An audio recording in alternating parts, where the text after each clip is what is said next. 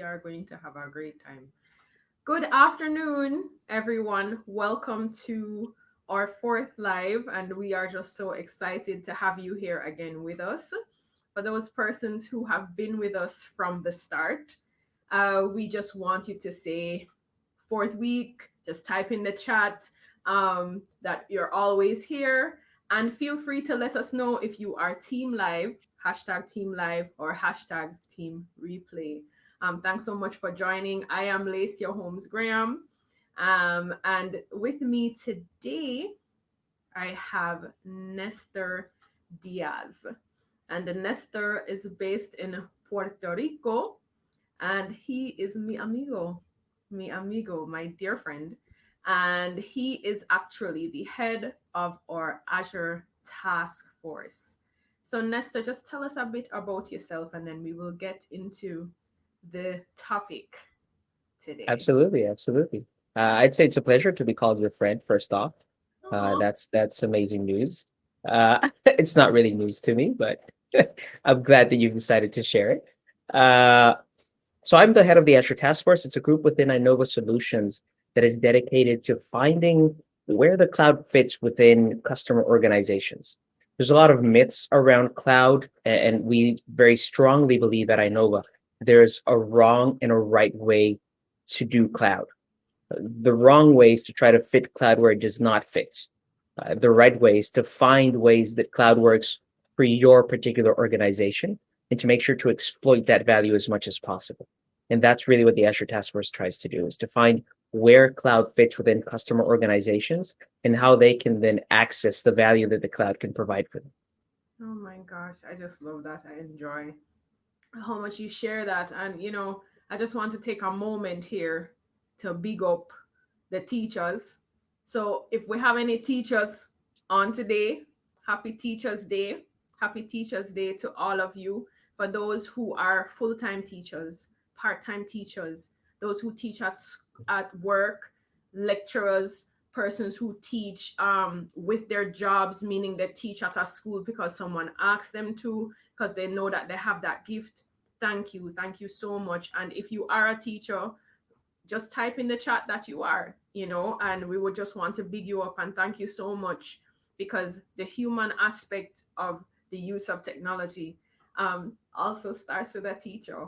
And it's so funny. My mom is actually an IT teacher, so big up, mommy. She's such an awesome person, and I really, teachers are so dear to us. And we will be speaking today as well about humans and technology and how we can empower ourselves with the use of technology in the cloud. So, for years, ever since, the cloud wars have been happening, we talk about cloud as if it's this mystic object, as if it's something that, nobody understands. We speak about it as if it's some distant item, but for those of us in technology who work on hardware, we know that the cloud is simply just an environment or a data center in a completely different country. That's all. So for those of us that live in Jamaica, the cloud more than likely resides in one of the first world countries, in a huge data center with tier one access, etc., and so forth. That's really all it is. Okay. It's a portion of the So internet that likes to say the cloud is just somebody else's computer. So that's I that's like really what that it one. is. Exactly. It's just somebody else's computer, right? Now, today, what we want to do as we end the first segment of our series is to just highlight where we've been coming from. We spoke in our first session about the use of analytics, workplace analytics, and how to use analytics to also manage your social media profiles, specifically your LinkedIn. Then the following week, we looked at security and how Microsoft Azure can actually assist with that, as well as the enterprise mobility security suite. And then week three, we looked at it from an HR perspective. What are some of the components in technology that can help us to advance the conversation around how we treat our greatest assets, which is us, the people that serve each other in the environments and who use and consume the technology in order for economies to run. And so we're here ending the first, month that we've been on the live, just getting into some of the stories associated with how you can use the cloud.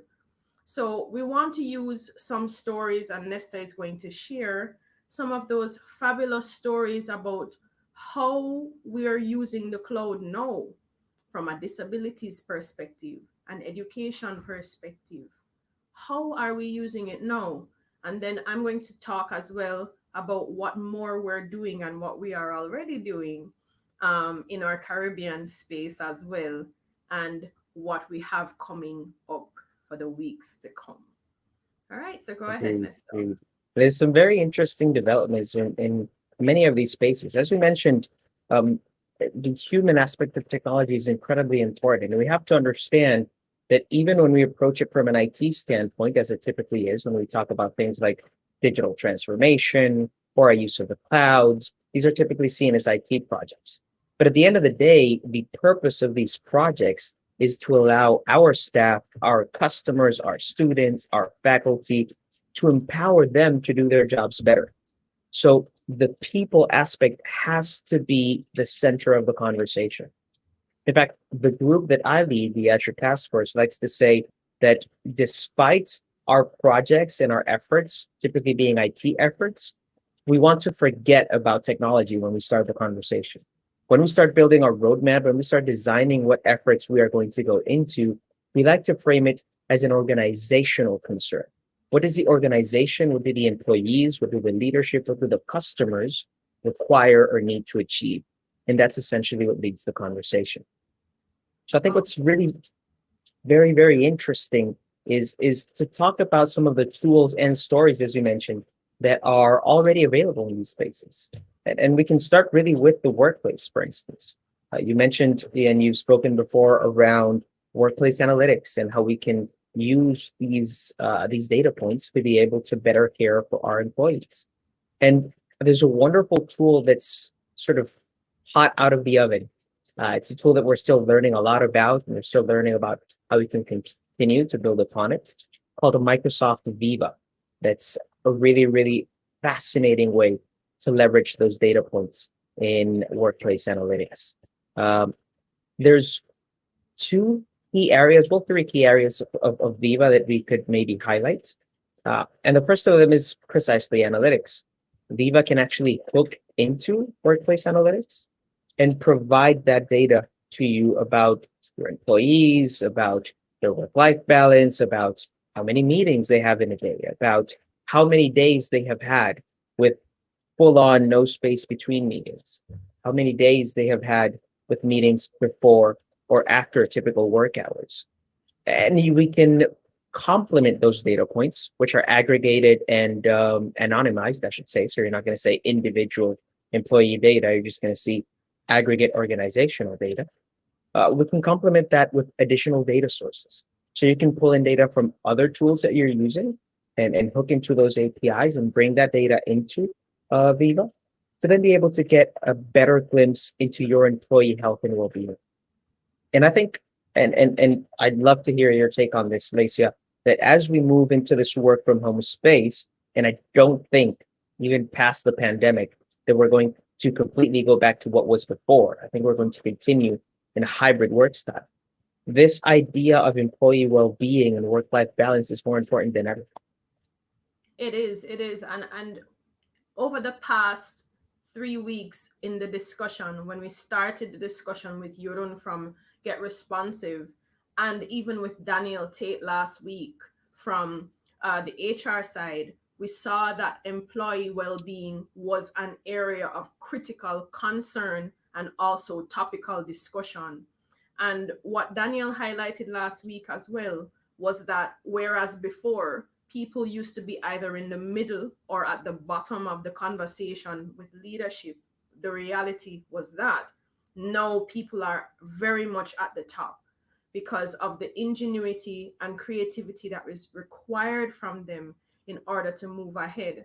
And so, because of that, technology now has to be used to manage that.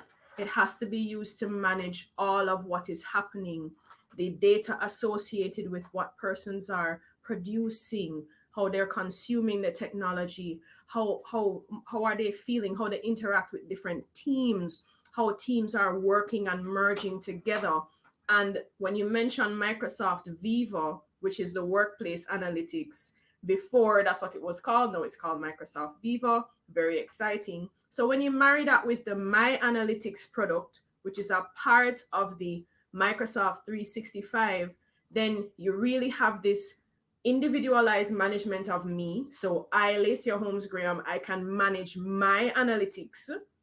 And then you have the workplace analytics, which a company can manage. Like, say, for example, us as Inova, we can use Microsoft Viva to manage the workplace flow.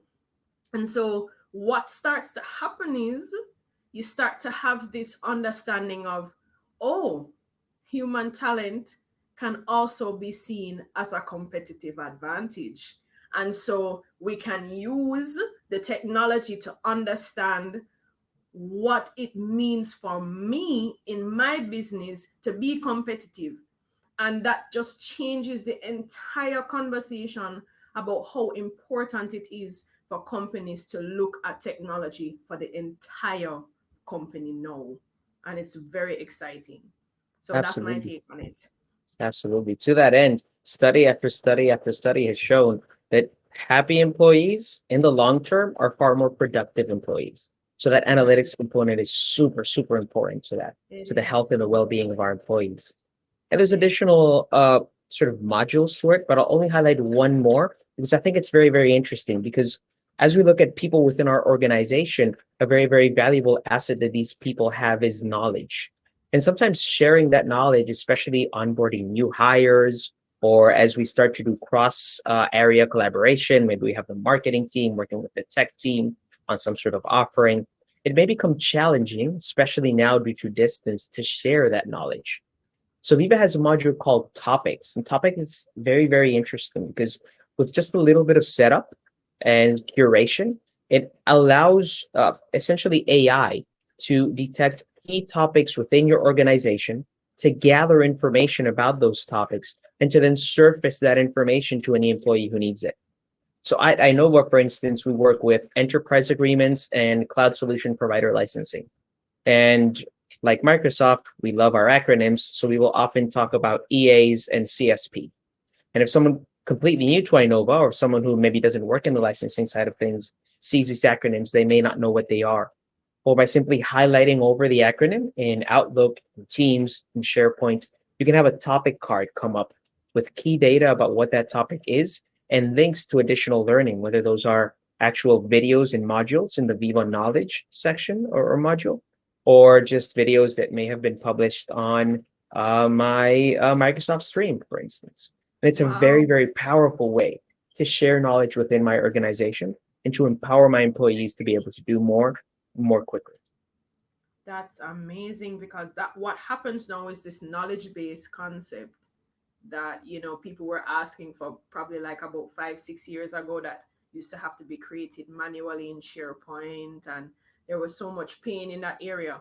Now bring it forward, your entire technological ecosystem becomes your knowledge base, and then you can actually do search there.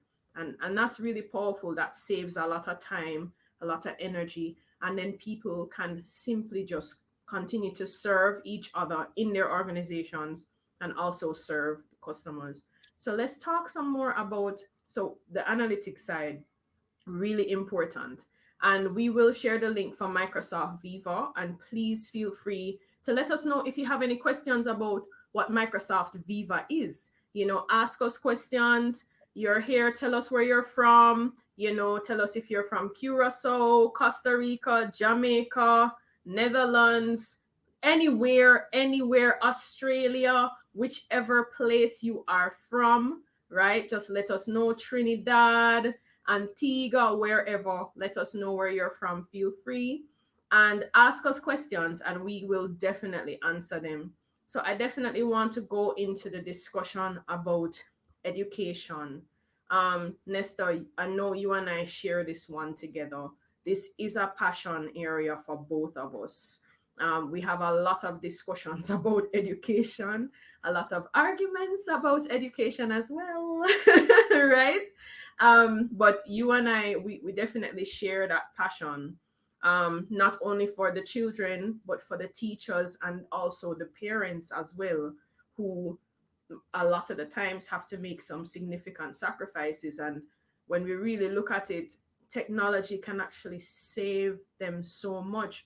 What are you seeing in terms of some of the examples there? We're absolutely right that it's an area that I think we're both passionate about. I think we both know that a good teacher, a good tutor, a good mentor can literally have life-changing implications in not just the young person, but really in any student's life. So Yeah. if we can find ways to empower both students and teachers to get more out of that relationship, then we are essentially creating more opportunities for these life-changing effects to occur. That's exactly what we want to do through the use of technology. And there's a lot, and I do mean a lot of untapped potential in this area. What I'd like to do is I'd like to mention two examples. One is one that Microsoft likes to repeat ad nauseum, but they do it because it's so interesting and so fascinating. And the second one is a little bit less well known. So I'll start with that second one, actually. It's around learning how to read. So we all know that there are those of us who maybe don't do well in standardized exams or don't do well in a particular type of examination. So maybe we have these students who, when they are asked to do uh, spelling because there's a dictation and they have to, in front of the teacher, spell out a word, or they're asked to read out loud in front of the class, the anxiety that this causes just doesn't allow them to perform well. That type Right. of environment can be, to maybe exaggerate a word a little bit, oppressive to their learning. It Yes. can be detrimental, is a better word, to their learning Yes. experience. Yes. And so Yes. there's tools that can help us to minimize the anxiety that this experience causes to students. And Microsoft built one such tool some months ago. It's still in preview, but it is coming to Teams for Education. So far, the roadmap is late 2021. And it's designed to automatically listen to students read. So they can simply record themselves in a team session. There will be a special link for the reading assignment, and they'll click it and record themselves reading. And AI will actually listen to the reading, will actually process that natural language and send both feedback to the student and to the teacher. So the first level of feedback that the student gets is actually from this automated tool. There's not a person there that they feel might be judging them. And so it allows them to be perhaps more relaxed and in a more casual environment. It also then sends the feedback to the teacher so the teacher can double check the recording, confirm that what the AI or the suggestions the AI provided were in fact accurate, and then maybe give further feedback to the student. And so far, the effect in testing and in the sort of beta rounds that Microsoft has done is that for these students who have anxiety about these sort of examinations where they're in front of a teacher who they feel is going to reprimand them, it's been super, super helpful. And it's in Oh, fact helped them increase their prowess in reading and their confidence in then reading in public. Because by getting the affirmation from this tool that, listen, you're doing all right, you're good at this, it allows them to then develop their confidence to be able to go past that anxiety that was a blocker in the past. wow, that's absolutely marvelous. And I can just, you know, I just have to put a quick plug for the parents now who don't have the time to do that. They can just do it with the tool, right? But let's go Absolutely, back to the absolutely. reality of it now. So many students are interacting with a device. And I have children, and so what we've seen as well is we've also seen where students, their penmanship has changed because they're using devices. So the Hmm. penmanship quality is different. I wouldn't say that it has reduced, but it's very different. And so what has happened is teachers have had to start opening their understanding of different types of learners. So you have visual learners, you have auditory learners, you have persons who learn only from writing too. So students who write may have suffered a little bit during the pandemic as well.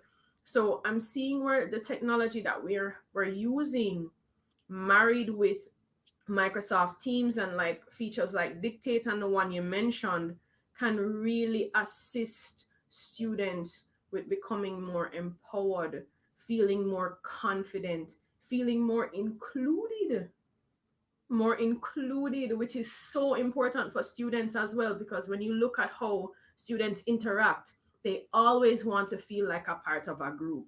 They always want to feel like a part of their friends and their classroom. No student likes to feel abandoned or left out, even if no matter if they're young or they're in high school or university. Nobody wants to feel isolated.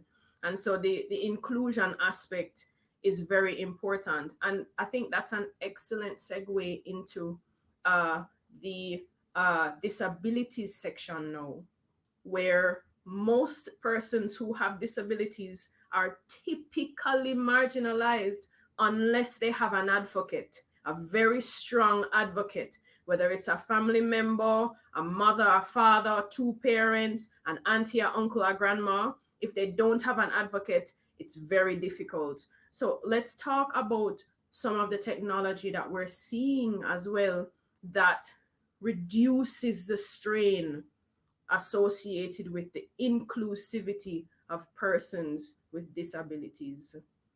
Absolutely. That was a very good segue, and I'm going to destroy it very briefly by saying that in the education space, a second example that you should look into is what Dr. David Kellerman is doing at the university in New South Wales. I Maybe we can remember that discuss that. one. We can maybe I discuss remember that that at one. another time. But Oh, it's fascinating stuff because another yeah. important point of education is engagement. And these lessons where we're simply presenting over a PowerPoint, what Dr. Kellerman calls PowerPoint karaoke, does not deliver engagement. And the tools and what he's been able to build with the help of a partner is incredible. So that's an interesting one to look into if you're the in the education space. But let's talk inclusion and let's talk people with disabilities. I cut you off there. I apologize. Mhm. No, it's fine. All right, all right. So this is another space where we can really, really use technology and we can use the cloud to empower people. So we mentioned before that the cloud is someone else's computer, and that's a good way of putting it because typically one of the more common ways to use the cloud is certainly not the only way. Is when you have an operation or a process that is very difficult that requires a lot of computing power, you essentially delegate that to someone else's computer who is far more powerful than yours. And then on your computer, you simply have a presentation of the result. And we can do that with all manner of devices. And so it opens the doors for very interesting headway, especially in the space of accessibility. Um, this or the story I'd like to present to you, there's a story of something called Project Tokyo. And it's a Microsoft project that actually first came up during the Paralympics in Brazil. They wanted to allow a way for blind athletes to be able to more openly engage with each other and with other athletes. There's a large layer of communication, half, maybe even more than half of our communication as humans happens through body language that we take for granted, that our brains absolutely process and that we are aware of, but perhaps not consciously. And so when you're, say, in a party, you can tell if someone wants to speak with you based on their body language. They may be looking at you, they may turn their body in your direction. But of course, a blind person doesn't have access to this type of information. Neither does a person with low vision, for instance. So what Microsoft has done is they've used HoloLens, which is a tool initially built for augmented reality. And it has several cameras with different resolutions, different features that allow it to identify real world objects and then relay that information to the user. And so they've built out this uh, set of algorithms and machine learning and artificial intelligence that does all the heavy processing in the cloud and allows then blind people to be able to better understand the world around them and the body language of the people around them. Oh, that's beautiful. That's just amazing. I was imagining a cartoon, but I'll relax there. But There's that's in fact there's in fact a very interesting application of that that's happening Mhm. now with young people. So it started with Olympics at the Brazil Paralympics, and it's since grown from there. There's a story of a young child named Theo, a 12-year-old boy, in the Microsoft news site, actually, where they talk about Project Tokyo and how it's helped them. And they modified the tool to, for his particular case and for a couple of other test users, allow it to identify people. So if the person wants to make themselves known, there's lights on the headset that can see or let people know when the headset is looking at you. And the headset can then use facial recognition techniques to try and identify the person. And so if Theo looks at his mom, he'll get the name of his mom in his headphones. And so he knows, all right, so mom is there. And it's very, very interesting. It also allows him and gives him audio cues for things like head tilt, for things like where he's looking, when he's looking maybe at space where no one is there. And it allows him access to these things that typically we take for granted. And a wonderful example of that is these studies they've done on blind and low vision children, where at a young age, they exhibit many of the same behaviors of autistic children, especially in heavily social situations, because they don't have the context for body language, from seeing body language from others, then they cannot exhibit those behaviors. And it essentially causes them to remove themselves from social situations. So what we're doing with things like Project Tokyo is empowering them to be able to access the same amount of information, the same amount of language, the same amount of quality of life that anybody else would. Wow, and that's really beautiful. It's just amazingly beautiful to include persons who often feel excluded, isolated, who a lot of the times have some amazing ideas and some of the most fabulous solutions to the challenges that we are trying to knock heads on for months and years.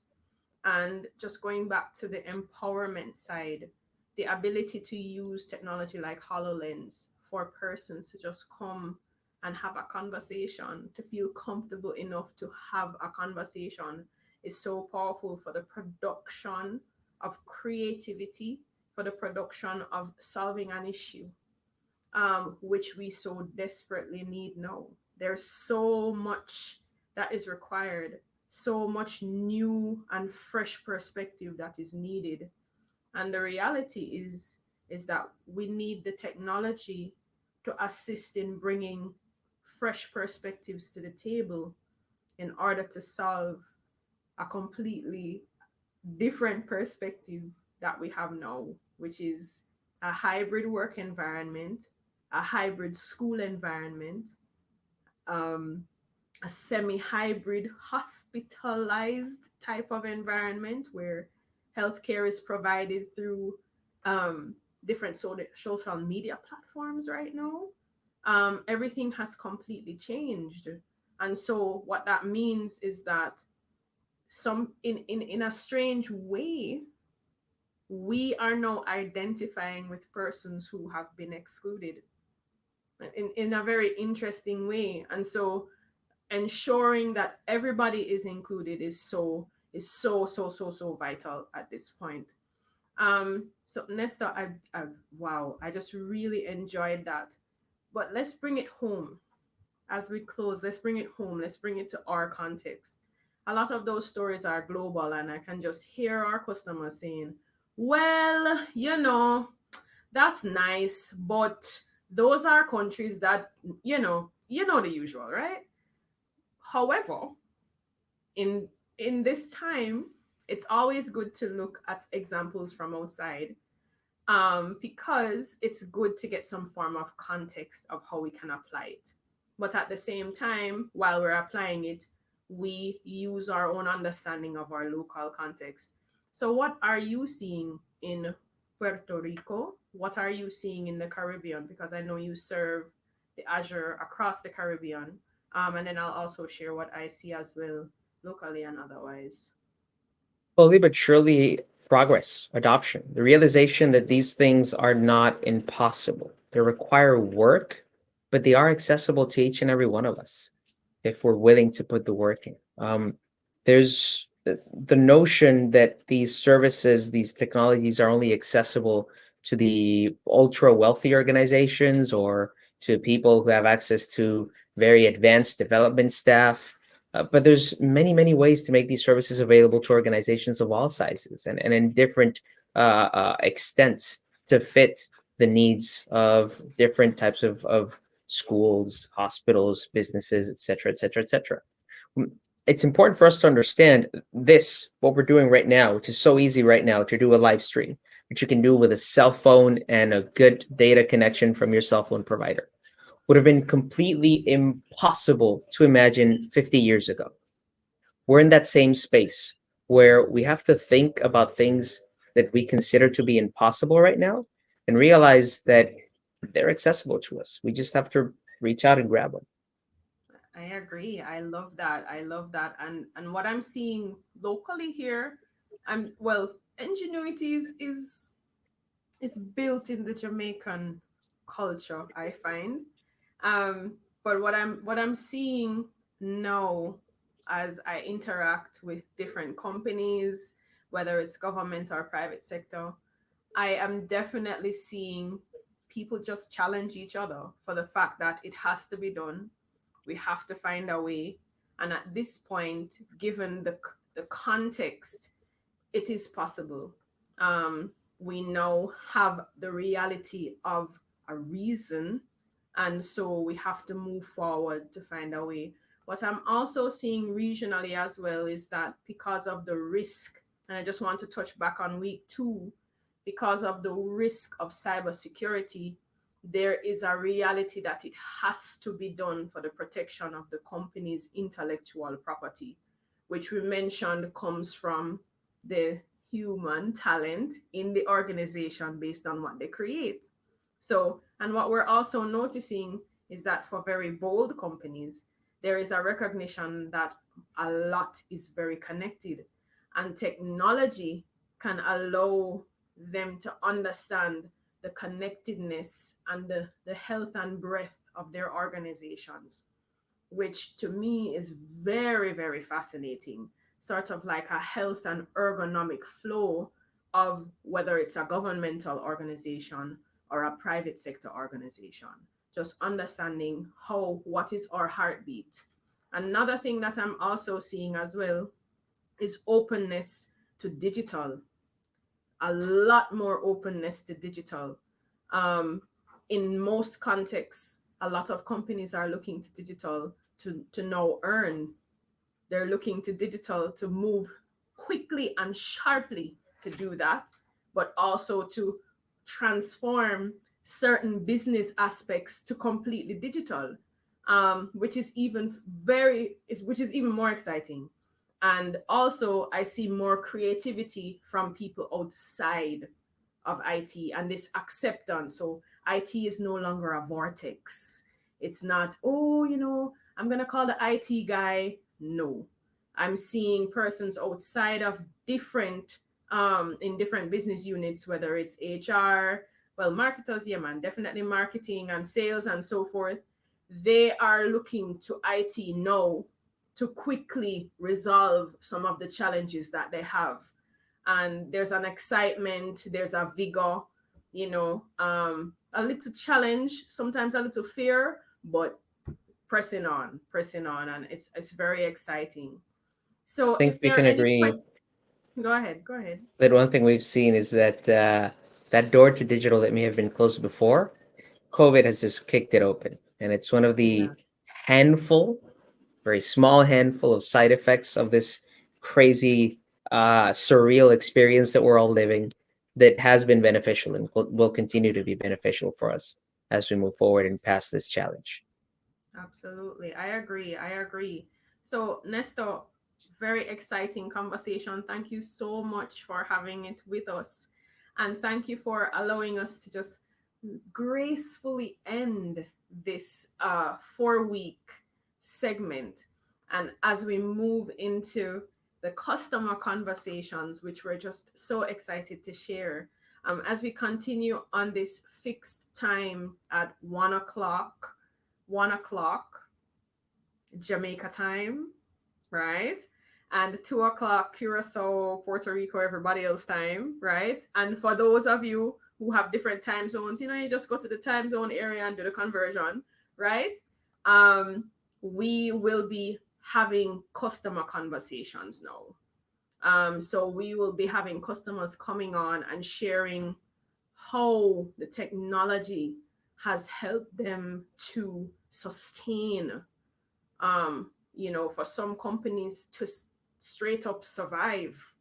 For other companies, some of them, the technology has allowed them to thrive. It's different for everybody. And so we're just excited to bring the customers on to have these conversations. And I really want to encourage you, share this with your friends, share it on LinkedIn, right? Hashtag Inova Solutions, follow the Inova Solutions team and group on LinkedIn, and also follow the Azure Knowledge Hub. Ask us questions. Feel free to email us. Marcy will put the email in the chat. Feel free to call us as well. Let us know if you have any questions, set up meetings with us, and also we'll feel free to just have you and speak to you and guide you as well. Because now is the time for us to be working together as companies across different sectors to solve some of the challenges that a lot of us view as impossible, but they are very much possible with the use of technology and just some passion, some grit, and creativity. So we're looking forward to you guys just sharing with us. Share the video, watch it on YouTube, follow Inova Solutions, follow Inova Solutions on YouTube, LinkedIn, share it, Team Live, Team Replay. Let us know, hashtag us, tell us what you think, ask you questions. And we just want to thank you for coming on week. We really enjoy just having you spend your lunchtime with us, or your post or your pre-lunchtime, because some of us eat late and early and so forth. And thank you, Nestor. Thanks so much for being on. An And absolute we pleasure for look me. Oh, and we look forward to next week when we will have, we don't normally tell you until the day before or the day, right? When we will have our first customer on to share in how they are just making waves across the country associated with how they use technology. All right. So thank you so much. Have a great afternoon. Make sure you eat your lunch. If you ate it already, great. If you didn't, eat it now. And have a great day, everybody.